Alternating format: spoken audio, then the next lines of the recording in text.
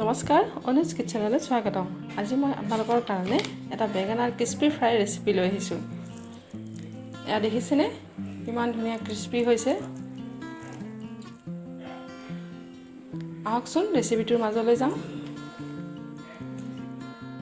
এয়া মই বেঙেনা লৈছোঁ, গোল গোলকৈ কাটি লৈছোঁ।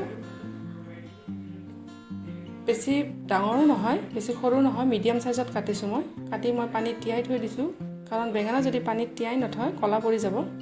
এয়া চাওঁ, মিডিয়াম চাইজত কাটিছোঁ, এনেদৰে মই তিয়াই ৰাখিলোঁ। এতিয়া মই বেটাৰটো বনাম। এতিয়া ইয়াত বেচন লৈ লৈছোঁ।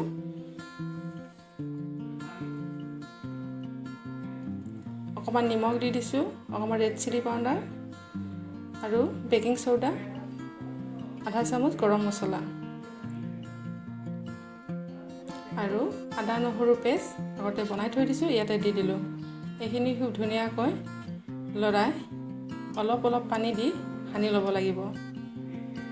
বেছি পানী নিদিব, নহ'লে ঢিলা হৈ যাব। অকণমান অকণমান দি এনেদৰে সানিব। বেটাৰটো অকণমান মোটাও হ'ব লাগিব, বেছি পাতল হ'ব নালাগে। যদি বেছি পাতল হৈ যায় তেতিয়া ক্ৰিস্পি নহ'ব। এতিয়া পানীৰ পৰা উঠাই বেঙেনা এনেদৰে ইয়াতে দি দিব। এয়া বেটাৰ লগাই এতিয়া তেলত দি দিম।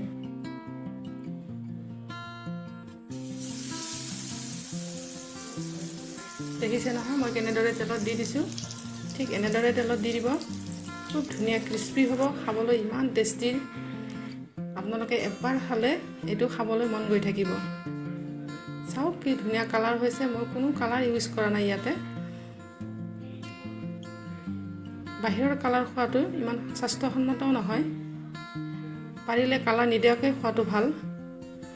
এয়া চাওক খুব ধুনীয়া কালাৰ হৈছে। যদি মোৰ ভিডিঅ'টো আপোনালোকৰ ভাল লাগিলে নিশ্চয় লাইক এটা কৰি থৈ যাব, শ্বেয়াৰ কৰিব আৰু ছাবস্ক্ৰাইব কৰি ল'ব। Thank U.